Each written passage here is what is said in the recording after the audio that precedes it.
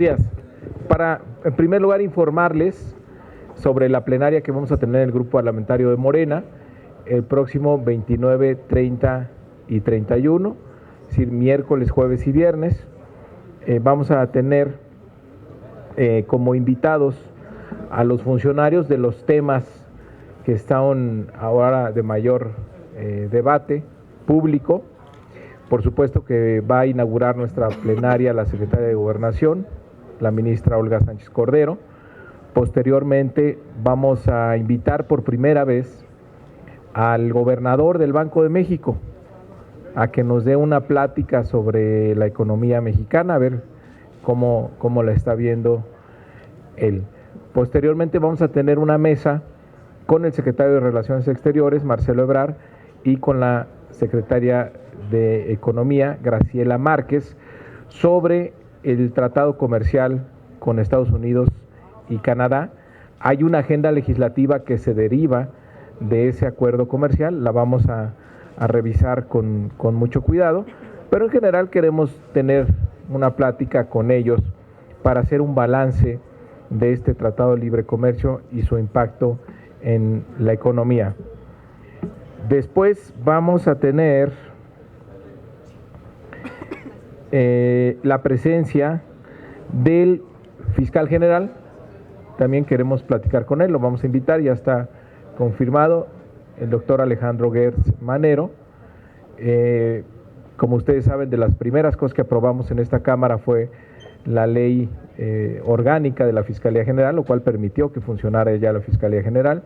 Estamos ya a un año de distancia, revisar junto con él es el tema de la ley orgánica para ver cómo ha funcionado, qué ha resultado ya en la instrumentación, en el día a día, y por supuesto, de una vez que nos plantee el tema de la reforma al sistema penal que se empezó a discutir en el Senado y sabemos que va a ser Cámara de origen el Senado, pero eventualmente podemos empezar a hablar de ese tema.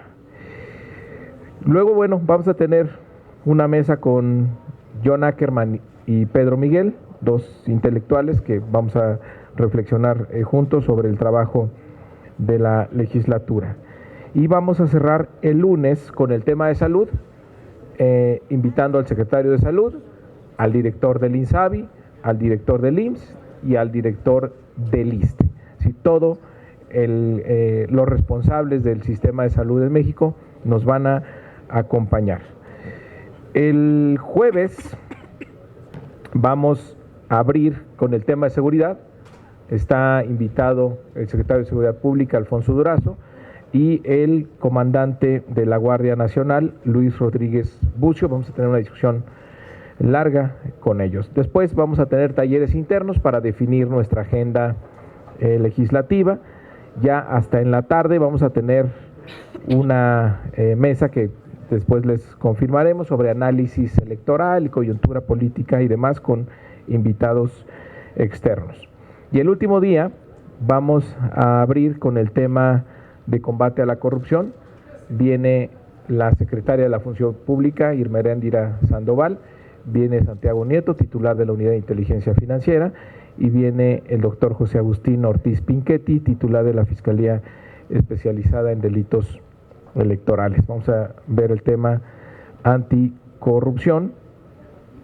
Y finalmente por la tarde, la última participación será a cargo del secretario de Hacienda y Crédito Público. Esa es nuestra plenaria. Tenemos más espacio. Esta plenaria va a ser diferente porque tenemos más espacios para la discusión interna. Ustedes, bueno, es público que prácticamente la agenda del gobierno la hemos agotado. Hay 2 o 3 pendientes todavía con los cuales vamos a arrancar, pero sí vendrán iniciativas, vendrán temas que surgirán de aquí mismo de la Cámara, y es lo que tenemos que revisar, lo que tenemos que priorizar para tener mucha eficacia en este periodo. Entonces, pues ya estamos a nada, miércoles, jueves y viernes. El sábado será la sesión de Congreso General. Después nos vamos a tener la primera sesión el miércoles 5 de febrero, miércoles y jueves tendremos sesiones y pues ya estamos prácticamente de regreso. Aquí, en el Aurora Jiménez. Adelante. Hola, diputado, buen día. Preguntarte cuál es el motivo de que hubiera esta negativa para que viniera uno de los integrantes de la familia Levarón aquí a la Cámara de Diputados. Parecía que ya estaba acordado que se les recibiera, que incluso había por ahí una propuesta de que hablara solamente 10 minutos para escuchar. Sin embargo, a la mera hora dicen, me gustaría que aclararas eso, que Morena se opuso. ¿Cuál es el motivo? ¿Sería parte de apoyar al presidente López de que no van a prestarse a este show que encabezan el señor Sicilia y los Levarón? Y también la segunda pregunta es relacionada con el INSABI, esta negativa también de que comparecieran el secretario de Hacienda, incluso se pedía al titular de Salud para que explicaran cuáles son los recursos que se le van a dar, se va a trabajar, si es hasta ahorita, unos dicen que es gratuito, otros que se está cobrando, sobre todo los pacientes, dicen que sí se les cobra. ¿Cuál es el estado real de esta situación? ¿Se cobra o no se cobra? Y la relación que tienen ahorita con los gobernadores panistas, que pareciera que ellos tienen ya una propuesta para presentársela al presidente. Gracias. Gracias. Bueno, pues se evaluó, obviamente, nosotros mandamos un punto de acuerdo, la Junta de Coordinación Política, a la mesa de la Comisión Permanente, solicitando que el próximo martes se pudiera abrir la tribuna durante 10 minutos para un integrante de la familia Levarón. Sin embargo, dentro del grupo parlamentario de Morena, en la Comisión Permanente, se discutió hoy en la mañana el punto y bueno, sabemos que hay una atención por parte del Gobierno de la República. Directamente el presidente Andrés Manuel López Obrador se ha reunido con ellos en un par de ocasiones, ha ido a su comunidad en Bavispe. Es decir, consideramos que el gobierno está poniendo especial atención, como se merece, a este caso tan grave. Entonces, vamos a hacer una propuesta diferente. Yo creo que lo relevante en este asunto es que el Congreso pudiera tener un acompañamiento a la investigación, poder tener un acompañamiento a las víctimas, y para ello pues sí tendremos que hacer un mecanismo diferente, simplemente a que venga, hable en tribuna y ya. Tiene que haber un seguimiento de las comisiones correspondientes para que tengamos más eficacia en el trabajo legislativo, que es lo que nos corresponde. Entonces, lo que se decidió y es lo que vamos a proponerle a la familia Levarón, un acompañamiento permanente en lugar de tener simplemente un acto mediático. No es necesario. Luego me preguntaste lo del INSABI, ¿no? A ver, la propuesta del presidente de la República es que sea gratuito absolutamente todo, incluyendo el tercer nivel. Obviamente hay un periodo de transición donde se están pues pasando las instalaciones, las plazas. Hay una reorganización del sector salud para bien, para que haya una mejor atención de manera universal y gratuita a todos los mexicanos. Ya si Acción Nacional y sus gobernadores quieren politizarlo, bueno, ese ya es otro asunto. Pero el esfuerzo de llevar salud a todos los mexicanos, servicios de calidad y medicamentos gratuitos es una iniciativa que nunca se había tenido en el país. O sea, si hay que dimensionar de qué estamos hablando. No estamos hablando de que se construyó nada más una nueva institución o se va... No. Ningún gobierno había tomado la decisión de ir a fondo al tema de la salud, de garantizar la salud de los mexicanos, de hacer efectivo el derecho constitucional de los mexicanos a la salud. Entonces, de eso se trata el INSABI. Que todo este esfuerzo de centralización que hubo, el tema del Seguro Popular, acabó enfermando al sistema de salud del cáncer de la corrupción. Entonces, lo que se está haciendo es revirtiendo un sistema que no funcionó durante muchos años y hay muchos rezagos acumulados. Y es, aún así, sabiendo que es un reto mayúsculo, el presidente dijo: no perdamos tiempo y vamos a enfrentar eso. Y es lo que estamos viendo, es lo que está pasando. El ataque a la corrupción sería el medicamento para combatir este cáncer, porque finalmente vemos que ahorita todas las protestas que hay es precisamente porque no hay los medicamentos suficientes o no existen para combatir el cáncer. Y pregúntate, ¿cuál es la diferencia entre los 43, los Levarón y Sicilia, Y también van a permitir o no que vengan los funcionarios que están pidiendo por lo menos la oposición. Gracias. En el tema del INSABI, miren, ¿para qué los traemos en estos momentos? Yo creo que ahorita hay que dejarlos trabajar, que echen a andar como se desea al 100% el INSABI y entonces los traemos. O sea, no estamos descartando la posibilidad de que vengan, pero creo que en este momento mejor es más valioso que utilicen su tiempo en esta gran transformación que están haciendo del sistema de salud y los vamos a invitar a la Cámara de Diputados próximamente, durante el mes de febrero. ¿Las diferencias, Mario? No hay diferencias, son víctimas de hechos gravísimos de violencia y es imposible calificar un evento sobre otro, son hechos muy lamentables donde se pierden vidas. Gracias, diputado. ¿Cómo está? 3 preguntas rapidísimas. Una es, ¿qué debería estar haciendo el gobierno federal en el tema del coronavirus? Ya se detectó un caso en Tamaulipas, los señalamientos de la oposición es que no hay ni siquiera operativos sanitarios, por ejemplo, en los aeropuertos, como lo vimos con la influenza y estos detectores de calor. ¿Qué va a hacer la Cámara de Diputados? ¿Y piensa que aquí debe de haber un operativo especial o si ya están pensando en un protocolo de implementación para detección de de algún caso que presuntamente pudiera ser de coronavirus, ¿no? Esa por un lado. Por otro, el 26 está convocado el Consejo Extraordinario de su partido, ¿no? En ese sentido, ¿qué opinión le merece esta permanencia que entre los otros asuntos que se van a discutir está la permanencia de Jade Kolemsky como presidenta interina de Morena?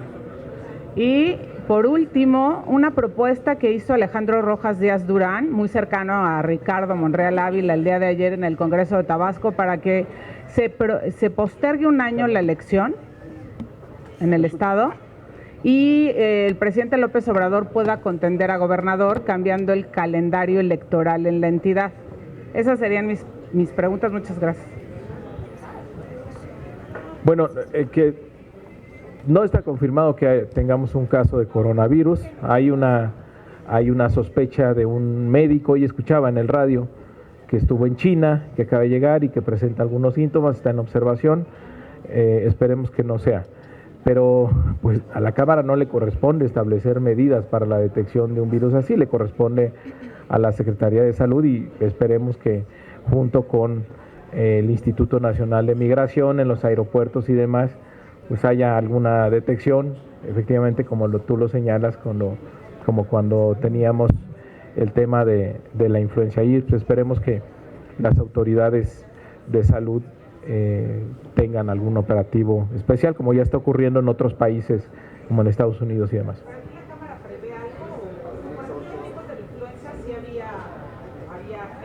Pero es que no es un tema de creatividad nuestra, es un tema que la autoridad de salud correspondiente nos indique las medidas que podamos hacer. O sea, yo no veo, pues sí, o sea, no veo cómo la Cámara pueda decidir establecer algún tipo, sí, pero no somos autoridad sanitaria. Interno no tenemos ninguna autoridad sanitaria para preguntarle qué medidas tendríamos que implementar dentro de la Cámara para detectar el coronavirus. O sea, tiene que haber una disposición de la autoridad que nosotros seguiríamos. Tenemos que esperar que la autoridad correspondiente nos diga qué tenemos que hacer. Respecto al Congreso de Morena, bueno, desafortunadamente es un Congreso que sigue siendo parte de una disputa. Sigue habiendo visiones encontradas sobre qué es lo que hay que hacer. Yo creo que se está perdiendo tiempo valioso.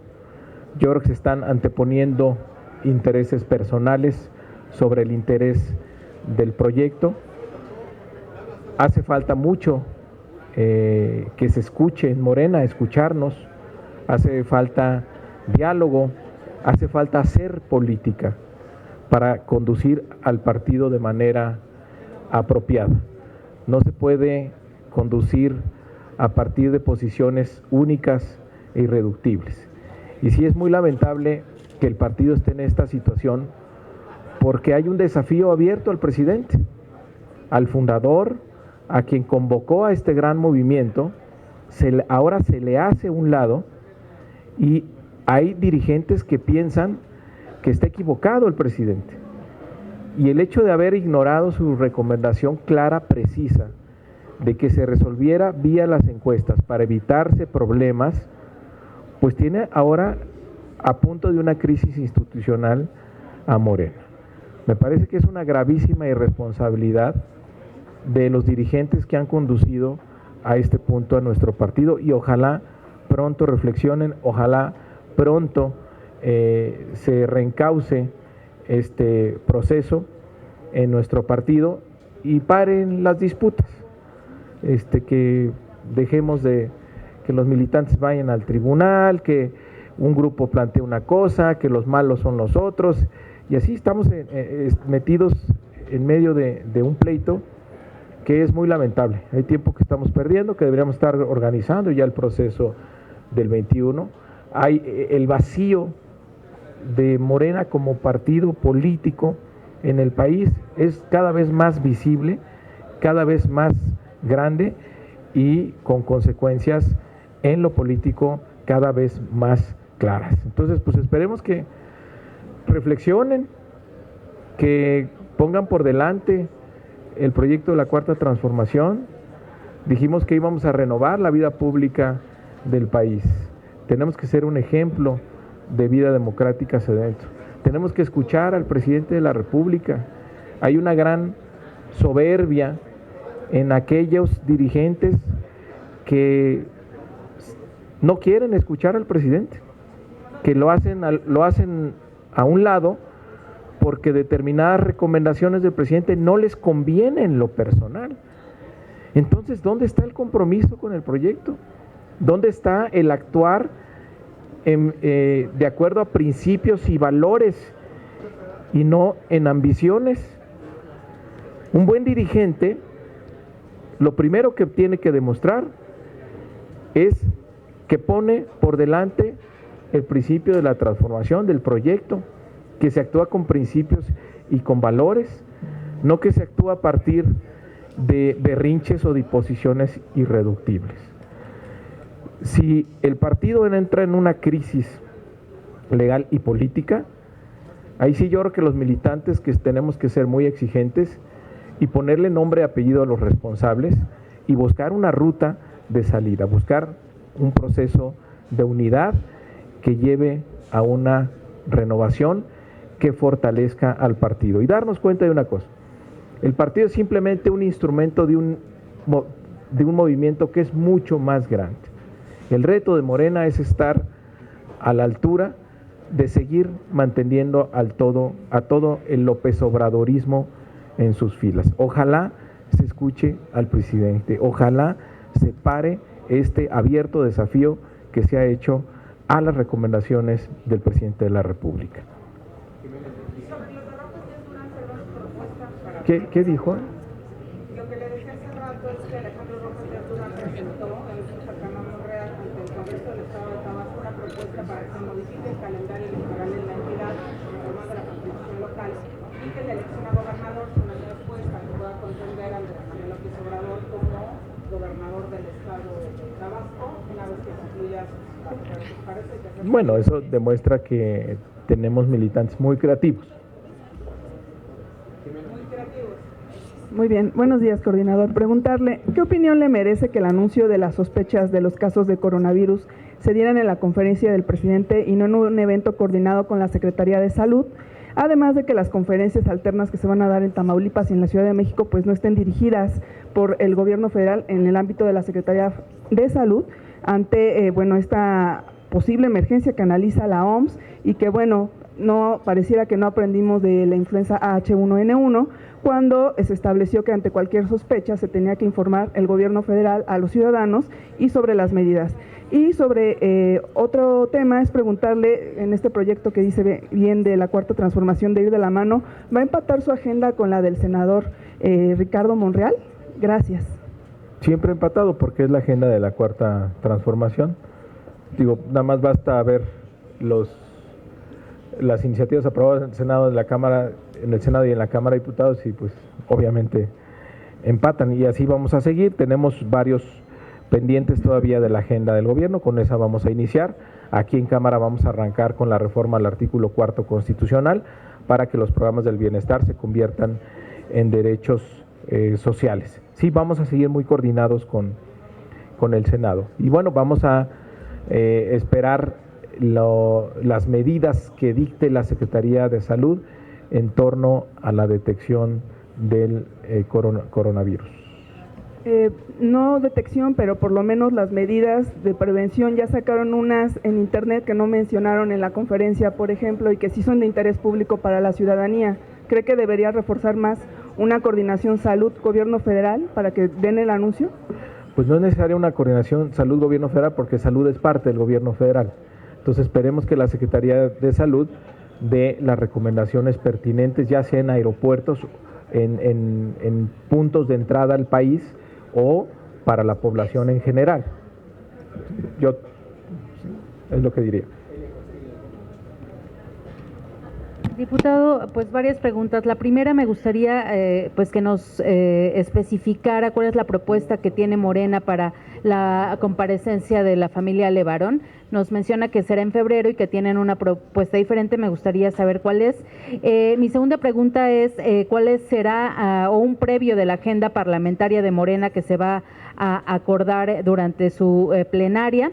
Y la tercera, su opinión respecto a al juicio de Genaro García Luna, en el que, bueno, sus abogados ya advirtieron que no se declarará culpable y buscará comprobar justamente su inocencia de los casos que se le imputan. Por último, pues ha aumentado el tráfico de fentanilo de México a Estados Unidos. Me gustaría conocer cuál es su opinión, sobre todo porque al parecer falta una estrategia por parte del gobierno federal para justamente detener, frenar el aumento de el tráfico de esta sustancia. Bueno, respecto de la familia Levarón, lo que queremos es que haya un seguimiento permanente, no nada más que vengan, se tenga un evento y se acabó, sino que haya un acompañamiento a este tema que es tan grave y que tiene además que ser una investigación que lleve a los responsables, en resumen, que se haga justicia. Eso es en lo que vamos a acompañar. Vamos a plantearlo ya en Cámara. Se planteó en la permanente, ya una vez que arranquemos el periodo, lo analizaremos aquí en Cámara. Pero será en febrero entonces. En febrero. La agenda plenaria, la agenda legislativa para este periodo, sí la vamos a discutir en nuestra plenaria. Esta plenaria va a ser diferente a las anteriores, porque en las anteriores dominaba la agenda del gobierno. Entonces prácticamente hemos agotado la agenda del gobierno, tenemos 2 o 3 puntos con los cuales vamos a arrancar. Entonces sí necesitamos una discusión amplia y mucho orden en los temas que surjan de aquí de la propia Cámara, darles un orden para que sigamos manteniendo esta eficacia que ha mostrado esta legislatura. Entonces sí tendremos que hacer un ejercicio de prioridades entre las distintas iniciativas que tengan los diputados y las diputadas. ¿Algunos temas prioritarios, diputado? Mira, está la reforma al artículo 4 constitucional, tenemos que hacer una nueva ley de remuneraciones, nos lo pidió la Corte, también la Corte nos pidió legislar en materia de regulación de cannabis. A nosotros nos interesa mucho la ley de Finagro, para ya organizar a todas las instituciones de apoyo al campo y que tengan una política de apoyo más eficaz. Tenemos otra vez que ver el tema del fuero, la reforma al artículo 108 constitucional para que el presidente pueda ser juzgado por delitos de corrupción, delitos electorales y delitos graves. Y no vamos a quitar el dedo del renglón en el tema de financiamiento a partidos políticos. Déjenme ver si se me pasó alguna.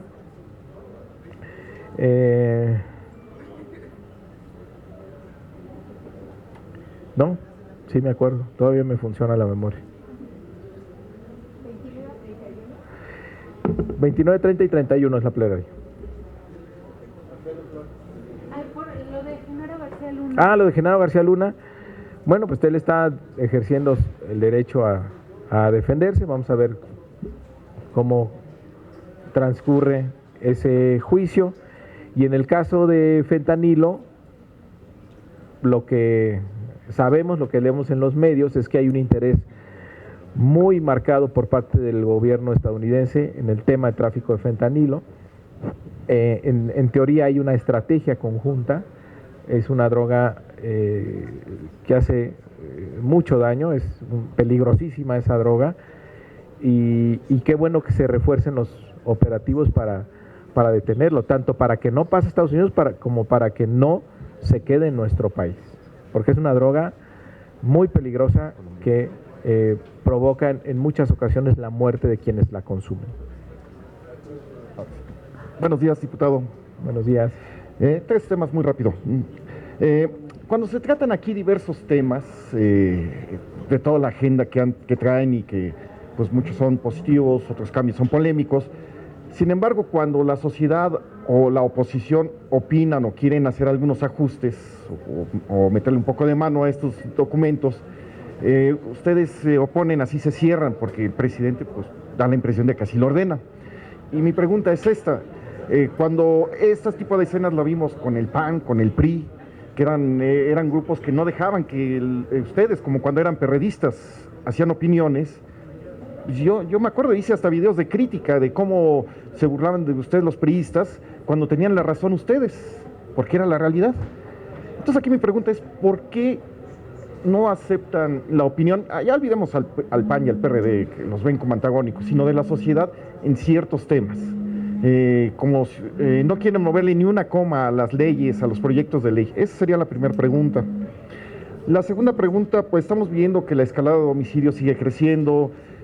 Ya no nada más son los Levarón, ahorita hay un caso tristísimo de 10 músicos humildes que los mataron, etcétera, etcétera. Entendemos que es un proceso que arranque la policía, la nueva policía, se entiende, es un proceso. Sin embargo, también da la impresión de que no quieren hacer ajustes cuando hacen opiniones ciertos sectores de la sociedad. Vuelvo a reiterar, olvidemos a los partidos de oposición, sino la sociedad. ¿Por qué no escuchar también lo que opinan ellos para hacer los ajustes en materia de seguridad para pues, tratar de bajar estos homicidios, ¿no? Y ya una última, ahorita que está muy de moda el problema de los migrantes allí en el Suchiate, está bien que se contengan, tiene que entrar la gente bien aquí en el país, sobre todo veíamos que antes se metía mucho Mara Salvatrucha, muchos caiviles, y el problema de la inseguridad son ellos.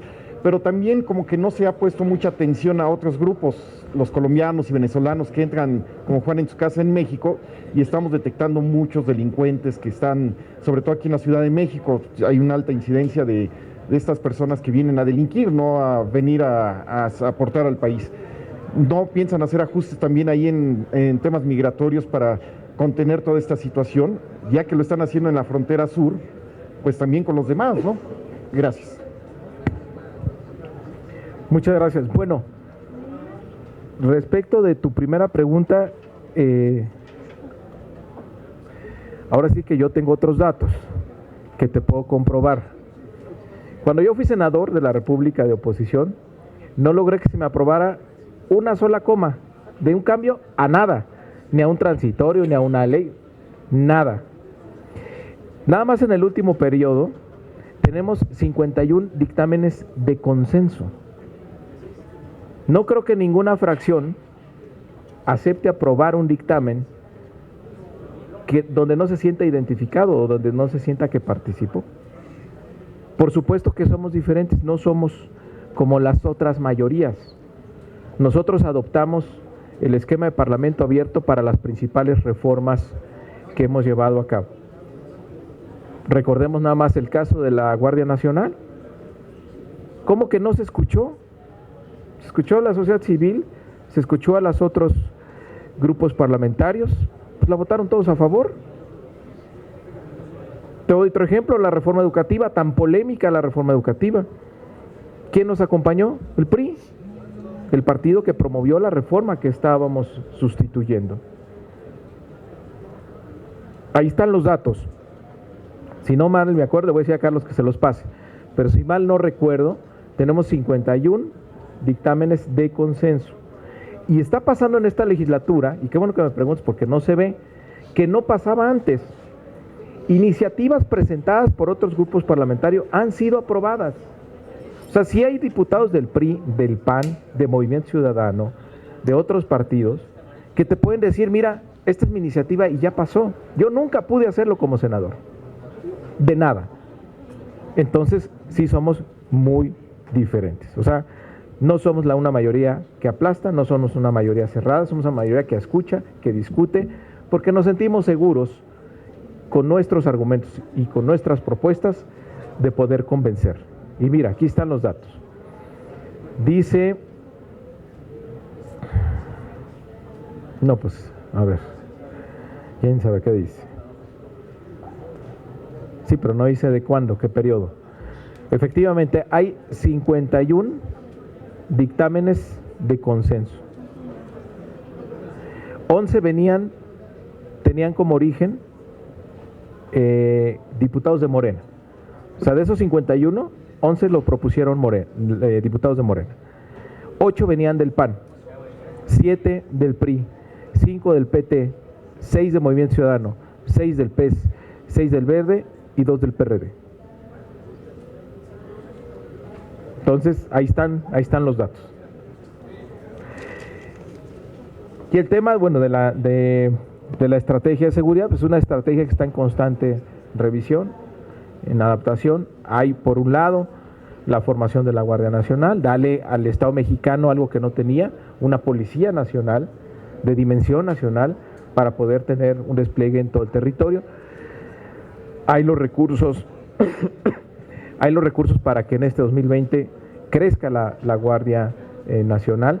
Y por otro lado está la principal estrategia, que es la inversión social, la inversión en la gente, las oportunidades que se están dando a los jóvenes, las becas en la educación media superior, el programa Jóvenes Construyendo el Futuro, el programa de precios de garantía para darle valor agregado a aquellas zonas del país que nunca recibieron apoyos para la producción agrícola, darle valor al campo, estos programas que se tienen, Sembrando Vida, precios de garantía, en fin.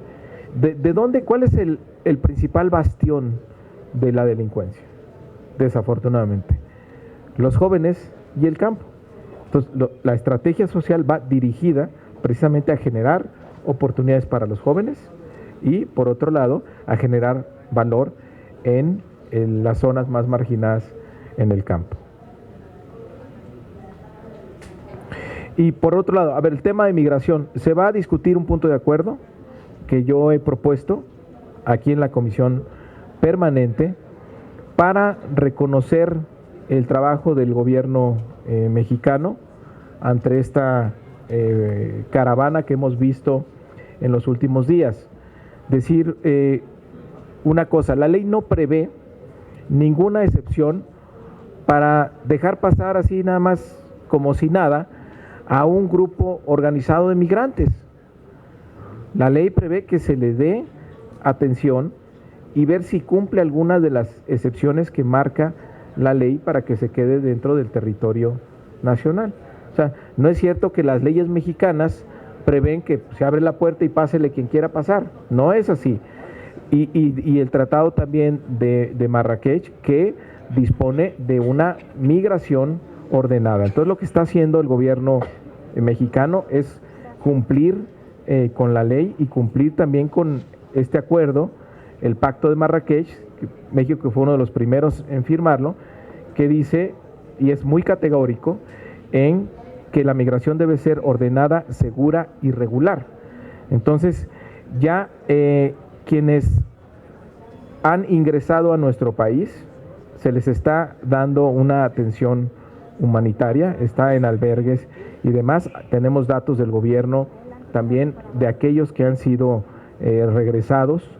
Desde Villahermosa ha habido 3 vuelos hasta el momento, donde han, y hacia de Tapachula otro por la vía terrestre, se han regresado más de 473 inmigrantes. Parece que hay más de 1,500 ahora en albergues recibiendo asistencia humanitaria. Y bueno, hoy queremos reconocer la actuación del gobierno mexicano, que ha garantizado los principios de una migración segura, ordenada y regular, así como la aplicación de normas nacionales y la inviolabilidad de nuestras fronteras y el respeto estricto que ha tenido a los derechos humanos de los migrantes. Y también destacar una cosa que es algo diferente de nuestro país en el mundo. Esta estrategia fundamental de buscar el desarrollo de las zonas que generan la migración.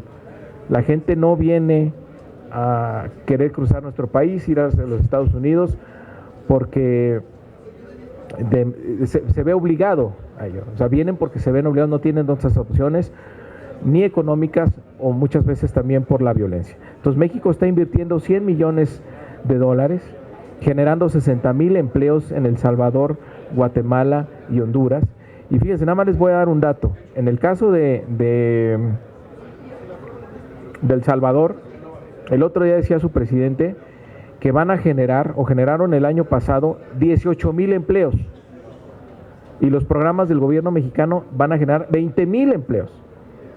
O sea, lo que está haciendo el gobierno mexicano es más que lo que está generando esa economía de Centroamérica.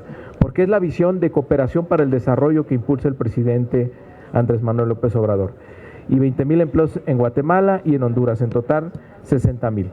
Entonces hay que dimensionar las cosas. Son 60,000 empleos que se están generando contra una caravana que máximo llega a 5,000 y que claramente ahí tiene una dirección política en alguno de estos países. Entonces, hoy vamos a reconocer la actuación del gobierno mexicano en este evento que estamos teniendo en la frontera sur.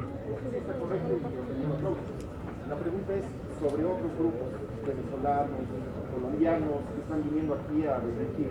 ¿No se les aplicará ya un visado, como están haciendo ya muchos países de Europa, para ya también contener ese tipo de problemáticas? Mira, yo no generalizaría diciendo que los colombianos o los venezolanos vienen a delinquir. Yo creo que es importante hacer una revisión de quienes ingresan a México en cooperación con los otros países para ver si tiene antecedentes penales y qué podríamos esperar de estas personas, pero yo creo que no podríamos generalizar de que determinadas nacionalidades vienen a delinquir a nuestro país. Ese discurso hay que dejárselo a Trump.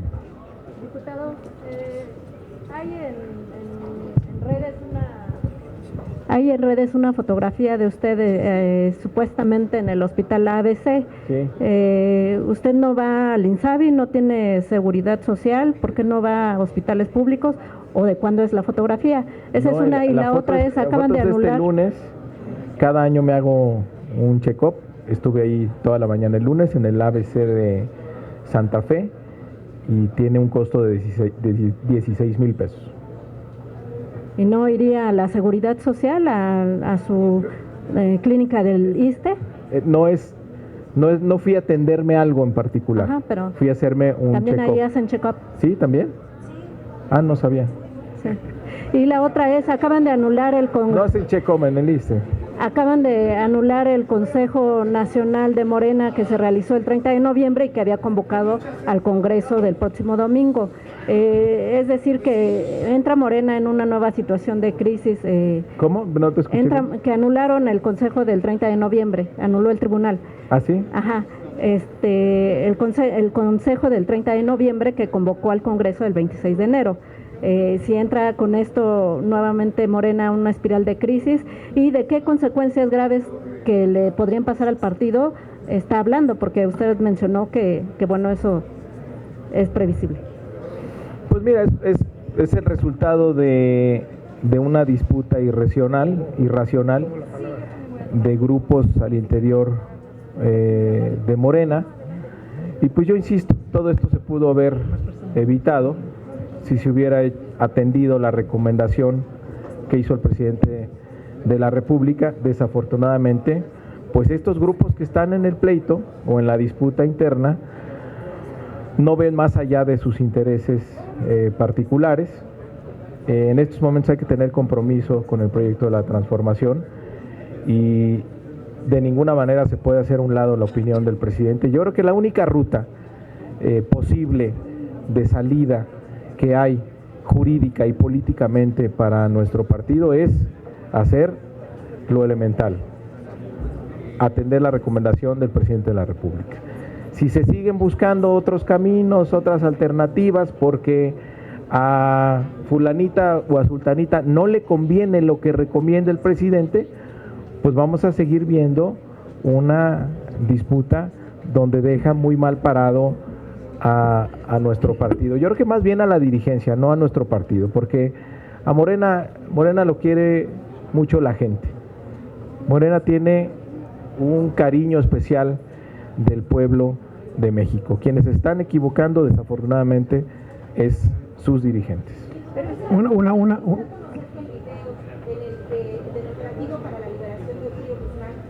se tiene, de acuerdo a una solicitud de información y lo que hizo el no se tiene la parte donde se deja en libertad o se da la orden para dejarlo en libertad. ¿Eso no genera suspicacia en el gobierno, diputado?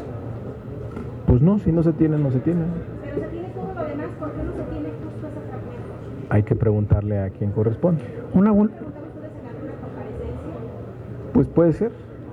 ¿No es un tema de interés nacional? Para nosotros no. Porque un operativo fallido. Pues esa es tu evaluación. Lo que nosotros vimos es que este gobierno adoptó una postura que no se había tenido nunca antes, que es tener absoluta transparencia. Si tuvimos acceso a videos, a información, pues que era impensable en otras administraciones. Entonces, bueno, si, no, es que nos falta la toma que nosotros queremos, pues aquí ha habido absoluta transparencia en este gobierno. Una última pregunta, Panchito. Y sin ánimo de contrapuntearte con Porfirio Muñoz Ledo. Al oírte hablar sobre la cuestión de los inmigrantes, pues tu posición no coincide con las declaraciones que ha hecho Porfirio, en el sentido de que fue una salvajada lo que hicieron la Guardia Nacional y que se está violando un artículo de la Constitución que garantiza el libre tránsito en nuestro país. Pero además están también las declaraciones del ingeniero Cárdenas, donde al país en diciembre, donde él dice que le estamos haciendo el trabajo sucio a Estados Unidos. ¿Qué le respondes?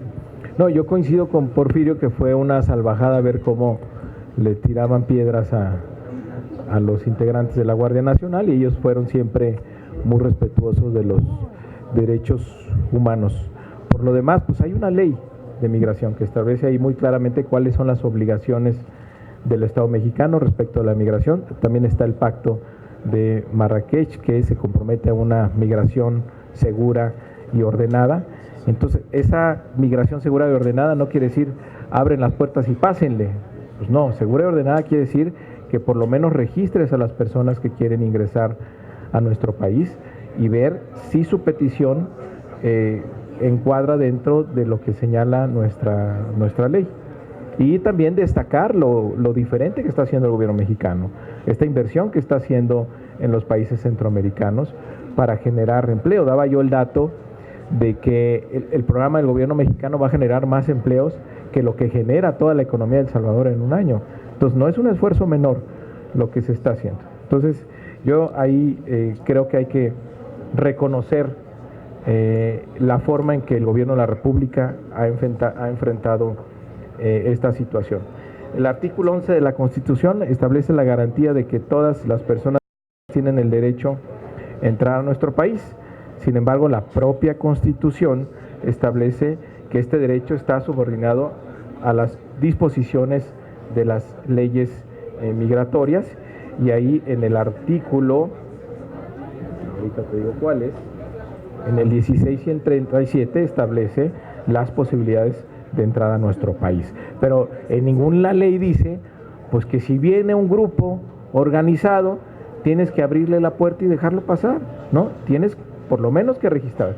Y aquellos migrantes que de manera voluntaria han llegado a decir, a ver, yo quiero entrar al país, donde se registra, donde recibe la atención de las autoridades mexicanas, bueno, tienen el trato que deben de tener. Incluso aquellos que se internaron, que vimos en esas imágenes cruzando el río Suchiate, pues la gran mayoría ya está dentro de los albergues recibiendo atención humanitaria. ¿Estamos haciendo el trabajo sucio, Estados Unidos, como dice el ingeniero Cárdenas?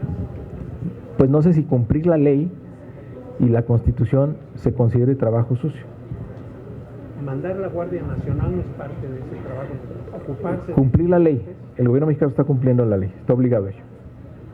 Muchas gracias.